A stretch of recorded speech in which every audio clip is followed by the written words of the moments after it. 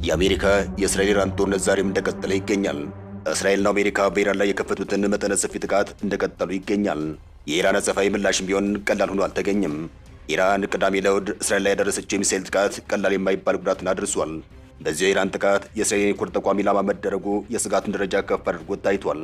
በዚህ መሃል የጥቃቱን ሁኔታ ለመመልከት ብቅ ያሉት ጠቅላይ ሚኒስትር ቤንያሚን ኔታንያሁ እግረ መንገዳቸውንም ለጋዜጠኞች ማብራሪያ ሰጥተዋል።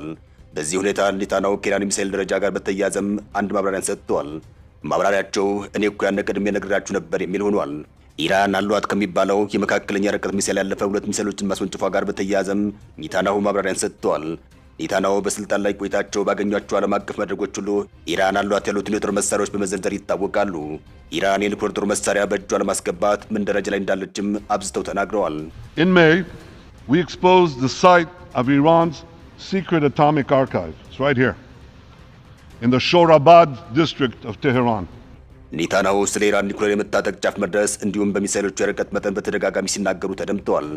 አሁን ጦርነቱ ከተጀመረ በኋላም ቢሆን ኔታንያሁ እኔ እኮ ቀድሜ ነግሬያችሁ ነበር በማለት አሁንም ቢሆን በተለይ በኢራን ያለውን የሚሳኤል ርቀት መጠን ከመካከለኛው ምስራቅ ባለፈ የአውሮፓም ስጋት መሆኑን በመግለጽ ኑና ጦርነቱን ተቀላቀሉ ሲሉ ተደምጠዋል።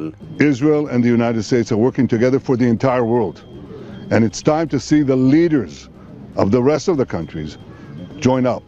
የኢራን የቅዳሜ ለእሁድ ጥቃት ለእስራኤል እጅግ ከባድ ሆኖ ታይቷል። ጠቅላይ ሚኒስትር ቤንያሚን ኔታንያሁ ከባድ ምሽትን አሳልፈናል ሲሉም ተናግረዋል። አስፈሪው የኢራን ጥቃት ኢላማ አድርጎ የነበረው የእስራኤል የኒውክሌር ተቋም ሆኗል። ይህ የእስራኤልን የኒውክሌር ምርምር ተቋም በውስጡ አቅፎ ይዟል የሚባለው የኔጌቭ በረሃ ነው። በእርግጥ በረሃነቱ ወደ ምድረገነት ተቀይሯል። How lucky can I be as a researcher to witness this? It's the urge to make a difference, to be the arrowhead for the world in terms of desert tech. The Negev Nuclear Research Center at Dimona is widely understood to house the facilities used to produce Israel's weapons-grade fissile materials. ኢራን ለምን የእስራኤልን የኒውክሌር ተቋም ማጥቃት እንደፈለገች የአገሪቱ ቴሌቪዥን ማብራሪያ እንደሰጠም የአልጀዚራ ዘገባ አመላክቷል። የተሰጠው ማብራሪያ እስራኤልና ናታንዝ የተባለውን የኒውክሌር ተቋማችንን ስላጠቃች የተሰጠ ምላሽ ነው የሚል ሆኗል። ከዚህ አንጻር ትራምፕ እንደተናገሩት በኢራን የኤሌክትሪክ ማመንጫዎች ላይ ጥቃቶች እንዲሰነዝሩ አድርገው የአገሪቱን የኤነርጂ መሰረተ ልማቶች የሚያወድሙ ከሆነ ኢራንም እንዳዛተችው ቀድሞውኑ በጥቃት ኢላማ ስር የነበሩትን እንደ ሳውዲ፣ ኩዌት፣ የተባበሩት አረብ ኤሚሬትና የመሳሰሉ ሀገራትን የኤሌክትሪክ መሰረተ ልማቶችን ማጥቃቱ አይቀሬ ነው። ለዚህም ማሳያ ተደርጎ የተወሰደው ቀደም ሲል ጠቆም እንዳደረግነው ኢራን ተጠቁብኝ ለምትላቸው ተቋማት የምትሰጣቸው የጥቃት ምላሾች ተመሳሳይ መሆናቸው ነው። ኢራን ደቡብ እስራኤል በሚገኙ አራድና ዲሞና የተባሉ የበረሃ ከተሞች ላይ ቀጥተኛ የሚሳኤል ጥቃት ማድረሷም የእስራኤል መከላከያ ኃይል በትናንትናው ዕለት አረጋግጧል። ኔታንያሁ ጥቃት በደረሰባቸው አካባቢዎች በመገኘት ምልከታቸውን ሲያደርጉም ታይተዋል። ይህንኑ ቀድሞውኑ ብያችሁ ነበር የሚለውን ማብራሪያቸውንም የሰጡት በዚሁ የጥቃት አካባቢ ጉብኝት ባደረጉበት ወቅት ነው። ቅዳሜ ለእሁድ በኢራን ሚሳኤሎች የደረሰው ጥቃት ከፍተኛ ጥፋት ያስከተለ በማለት የእስራኤል መከላከያ ኃይል ቃል አቀባይ ናዳቭ ሾሻኒ ተናግረዋል። በዚህም ከ162 በላይ ሰዎች መቁሰላቸውና ከእነዚህም መካከል በርካቶቹ በአሳሳቢ ደረጃ ላይ ሁኔታ መገኘታቸውን ተናግረዋል። በእስራኤል የጤና ሚኒስቴር መረጃ መሰረት ከዚህ ቀደም በዚህ ኢራን ሚሳኤል ጥቃት ከ180 በላይ እስራኤላውያን የመቁሰል አደጋ ገጥሟቸዋል። አንድ ሰው ሕይወቱ አልፏል። በርካታ የመኖሪያ ሕንፃዎችም እንደወደሙ ተነግሯል። በተለይ በዲሞና የኒውክሌር ምርምር ማዕከል አቅራቢያ የደረሰ የሚሳኤል ጥቃት ከፍተኛ ስጋትን ፈጥሯል።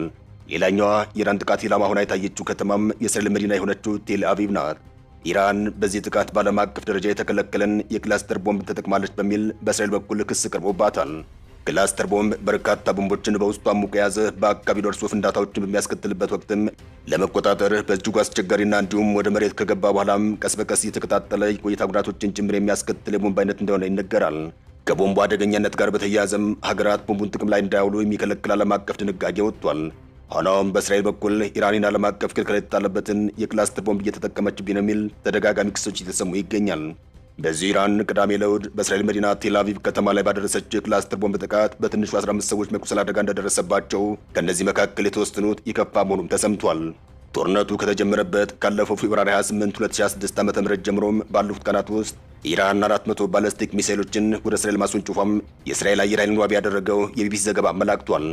የእስራኤል አየር ኃይል ከእነዚሁ ሚሳኤሎች መካከል 92 በመቶ የሚሆኑትን በሚሳኤል መከላከያ አክሽፍ ያለው ሲል ተደምጧል። ከኢራን የእስራኤል ጥቃቶች ሁሉ ከባድ ስጋትን አሳድሮ የነበረው በእስራኤል የኒውክሌር ተቋም ላይ የተሰነዘረው ጥቃት ነው። ይህም ጥቃት ዲሞና በተባለችው ከተማ ላይ የተሰነዘረው ሲሆን ይህች ከተማ የእስራኤል የኒውክሌር ምርምር ይገኝበታል በሚባለው በኔጌቭ በረሃ ውስጥ የምትገኝ ከተማ ናት። ከቤርሳቤህ በደቡብ ምስራቅ አቅጣጫ 30 ኪሎ ሜትር አሊያም 19 ማይልስ እንዲሁም ከዴድ ሲ ማለትም ከሙት ባህር በስተ ምዕራብ አቅጣጫ 35 ኪሎ ሜትር የምትገኝ ስትራቴጂክ ከተማ መሆኗን መረጃዎች ያመላክታሉ።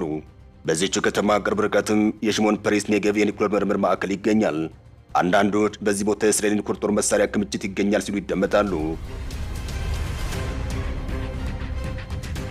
ኒውክሌር አለኝ ወይም የለኝም ማረጋገጫና ማስተባበያ ሰጥታ የማታውቀው እስራኤል ይህንን ኢራን ጥቃት ባደረሰችበት ቅርብ ርቀት ላይ የሚገኝ የኒውክሌር ማዕከል በዘርፉ ምርምር የሚደረግበት ቦታ ወይም ሪሰርች ሴንተር አድርጋ ስትገልጸው ታይቷል።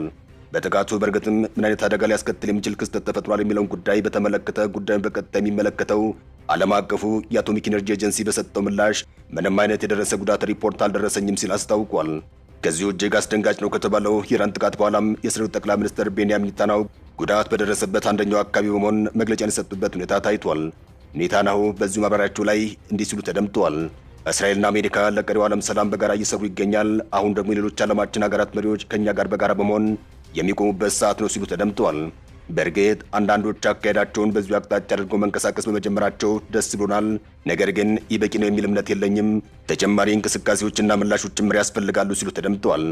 እንደሚታወሰው ከዚህ ቀደም ፕሬዝዳንት ትራምፕ ጥሪ ያቀረቡበት ሁኔታ አለ። ይህ ጉዳይ ለእስራኤልና ለአሜሪካ ደህንነት ብቻ ሳይሆን ለመላው ዓለም ደህንነት ጭምር እንደሆነ መታወቅ አለበት። እናም አሁን ባጭሩ ማለት የምፈልገው ሀገራት ጥሪውን ተቀብለው ተግባራዊ የሚያደርጉበት ጊዜ አሁን ነው ሲሉም ጠቅላይ ሚኒስትር ቤንያሚን ኔታንያሁ ጥሪያቸውን ሲያስተላልፉ ተደምጠዋል።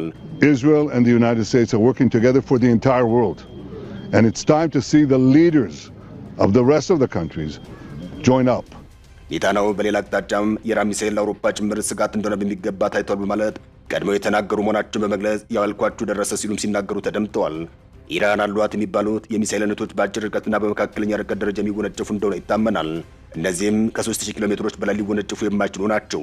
በዚህም ኢራን እስራኤልና ሌሎች የገልፍ ሀገራትን ከማጥቃት በዘለለ ከዚህ ርቀት በላይ የሚገኙ አውሮፓና ሌሎች ሀገራትን ታጠቃለች የሚል ግምት የተወሰደበት ሁኔታ ተፈጥሯል። ይሁንና ኢራን የአሜሪካና የእንግሊዝ የጋራ ጦር ቤዝ ናት በምትባለው ዲያጎ ጋርሺያ በተባለችው ደሴት ላይ ያስወነጨፈችው ሚሳኤል ጥያቄ አስነስቷል። ምክንያቱም ደሴቷ ከኢራን 4000 ኪሎ ሜትር አካባቢ የምትርቅ መሆኗ ነው። በዚህች ደሴት ላይ የተወነጨፈው ኢራን ሚሳኤልም ኢራን አውሮፓ ጭምር የሚደርስ ሚሳኤል እንደታጠቀች ማሳየ ነው በሚል ጉዳዩ ከሰሞኑ በእጅጉ መነጋገሪያ ሆኖ ሰንብቷል። አንዳንድ የአውሮፓ ሀገራት ስጋታቸውን ሲገልጹም ከርመዋል። ጠቅላይ ሚኒስትር ቤንያሚን ኔታንያሁም በዚሁ የትላንት ማብራሪያቸው ላይ እኔ እኮ የሚሰማኝ ጠፋ እንጂ ቀድሜ ተናግሬ ነበር የሚል ማብራሪያቸውን ሰጥተዋል። ኔታንያሁ እንዲህ ሲሉ ተደምጠዋል። ኢራን የስልጣኔ ጠላት እንደሆነችና የቀሪው ዓለም አደጋ እንደሆነች ማብራሪያ የሚፈልግ ሰው ካለ ባለፉት 48 ሰዓታት ምን እንዳደረገችና ምን እንደፈጸመች ብቻ ማየቱ በቂ ነው። ባለፉት 48 ሰዓታት አነጣጣው የተተኮሱት በመዋለ ሕጻናትና በአረጋውያን መቆያ ቦታ ላይ ነው። እያጠቁ ያሉት ሲቪሎችን ነው ሲሉ ተደምጠዋል። ጥቃት የሚፈጽሙትም በዓለም ደረጃ በተከለከለው የክላስተር ቦምብ አማካኝነት ነው። ሌላ ያደረጉት ነገር ቢኖር የሶስቱ ሃይማኖቶችን ቅድስት ስፍራ በሆነችው ኢየሩሳሌም ላይ መተኮስ ነው። በዚህም የኢየሩሳሌም ቤተክርስቲያንን፣ የአላስካ መስጊድንና የምዕራብ ግንብን ለማውደም ባለስቲክ ሚሳይሎችን ተኩሰዋል ሲሉ ተደምጠዋል። ይህ ቦታም ሶስቱ በአንድ አምላክ የሚያምኑ ሃይማኖቶች ቅዱስ ስፍራ እንደሆነ ይታወቃል። ነገር ግን እነሱ ጉዳያቸው አይደለም ሲሉ ተደምጠዋል። ሌላው በዚሁ 48 ሰዓታት ውስጥ ያደረጉት ነገር 4000 ኪሎ ሜትር የሚምዘገዘግ አህጉር አቋራጭ ባለስቲክ ሚሳይል መተኮሳቸው ነው ሲሉም ተደምጠዋል። ይህንንም እንደ ምሳሌ ሲያነሱ የአሜሪካና የብሪታንያ የጋራ ወታደራዊ ቤዝ የሆነችው ዲያጎ ጋርሺያ ደሴት የተወነጨፈውን የኢራን ሚሳይልን ነው። የኢራን የተኮሰችው ሚሳይል የሚነግረን አንድ እውነታ ቢኖር ኢራን በሚሳይሎቿ በአውሮፓ ምናልባትም በየትኛውም ጫፍ ላይ ደርሳ ጥቃት መፈጸም የምትችል መሆኗን ነው። እውነት ለመናገር እኔ በዚህ ጉዳይ ላይ ለዓመታት ሳስጠነቅቅና ስጮህ የነበረ ጉዳይ ነው ሲሉም ነበር የተናገሩት። የኔታንያሁን ንግግር እንስማ። Third thing they did is they fired an intercontinental ballistic missiles 4,000 kilometers right into Diego Garcia, the American-British base. They can reach now with these ballistic missiles everywhere in Europe, almost everywhere in Europe. I've been warning that for years.